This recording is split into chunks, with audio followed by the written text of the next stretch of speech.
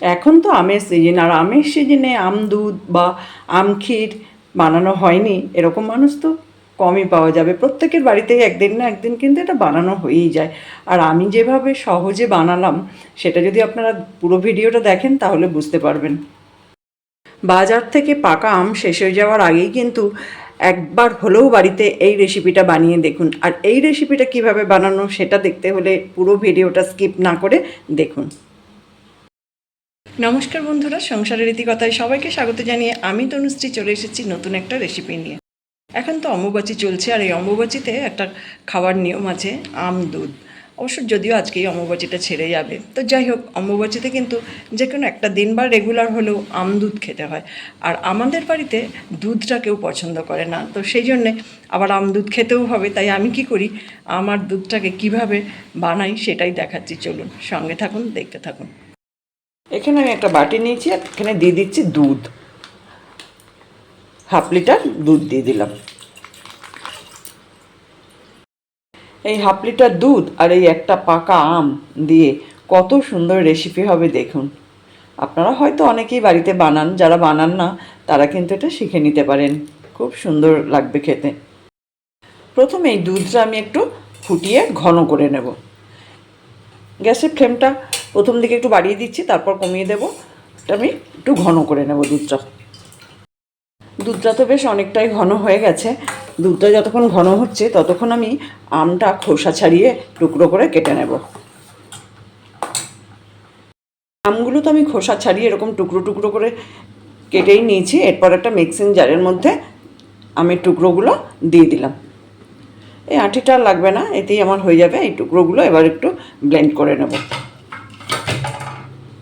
দুধটা তো বেশ অনেকটাই ঘন হয়ে গেছে, আর আমটাও আমি ব্লেন্ড করে নিয়েছি। আমটা আমি একটু মুখে নিয়ে দেখেছিলাম, আমটা বেশ মিষ্টি আছে, তাই এখানে খুব বেশি মিষ্টি দেওয়া দরকার নেই।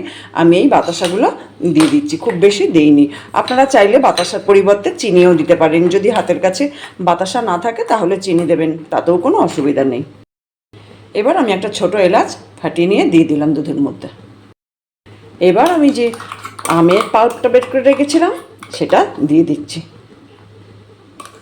গ্যাসের ফ্লেমটা কিন্তু একদম কমানো আছে,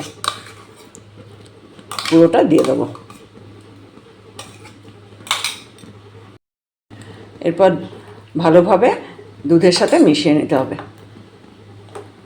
এইভাবে একটু অনবরত নাড়তে হবে যাতে তলায় না লেগে যায়। ওটা একটু খেয়াল করতে হবে যাতে তলায় না লেগে যায়। লেগে গেলে, তলায় লেগে গেলে একটু তো পোড়া পোড়া গন্ধ হয়ে যাবে, খেতে ভালো লাগবে না। এইভাবে কিন্তু সমানে নেড়ে যেতে হবে। আপনারা চাইলে কিন্তু এই অবস্থায় গ্যাসটাও অফ করে দিতে পারেন। এই যে ঘনত্বটা, কিন্তু আমি এটা আরেকটু ঘন করব, যার জন্য আমি এখন অফ করছি না, আমি একটু পরে করব, করে আপনাদের দেখাচ্ছি। আরেকটু ঘন আমি করে নেব, তবে এটা থেকে আরেকটু টেনে যাবে। এবার আমি গ্যাসটা অফ করে দিচ্ছি, তারপর আপনাদের দেখাচ্ছি আর বাকি এতে আর কি মেশাতে হবে। এই যে এরকম রেখেছি ঘনত্বটা, এবার অফ করে দিচ্ছি। গ্যাসটা অফ করে আমি কিছুক্ষণ ঠান্ডা করে নিয়েছি, তারপর আপনাদের দেখাচ্ছি। আর উপর থেকে একটু ছড়িয়ে দিচ্ছি টুকরো করে কেটে রাখা আম। ওই যে আমটা কেটেছিলাম ওটাই একটু রেখে দিয়েছিলাম টুকরো টুকরো করে, এবার দিয়ে দিচ্ছি যাতে একটু দেখতে সুন্দর লাগে। এটা নাও দিতে পারেন।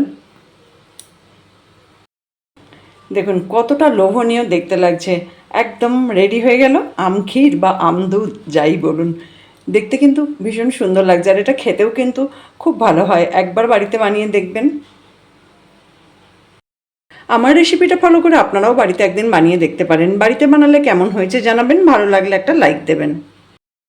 দেখুন কত চটজলদি হয়ে গেল, আর কত সুন্দর দেখতে লাগছে। এটা খেতে কিন্তু ভীষণ ভালো লাগে। আপনারাও কিন্তু বাড়িতে একদিন বানিয়ে দেখতে পারেন। অম্বুবাচী শেষ হয়ে যাচ্ছে তো কি হয়েছে, এমনিতেও তো এটা খাওয়া যেতে পারে, তাই না? আমরা তো মাঝে মাঝেই করি, বাজারে পাকা আম থাকতে থাকতে এটা কিন্তু আমি প্রায় দিনই বানাই।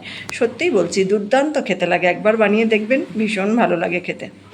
আমার রেসিপিটা ফলো করে বাড়িতে বানালে কেমন হয়েছে জানাবেন, ভালো লাগলে একটা লাইক দেবেন।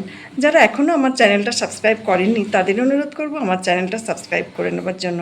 আর অলরেডি যারা সাবস্ক্রাইব করেছেন, আমার সঙ্গে আছেন, পাশে আছেন, তাদের তো অসংখ্য ধন্যবাদ। এইভাবে আমার সঙ্গে থাকুন, পাশে থাকুন। সবাই ভালো থাকুন, সুস্থ থাকুন। দেখা হবে অন্য কোনো দিন অন্য কোনো ভিডিও নিয়ে। ভালো থাকবেন সবাই।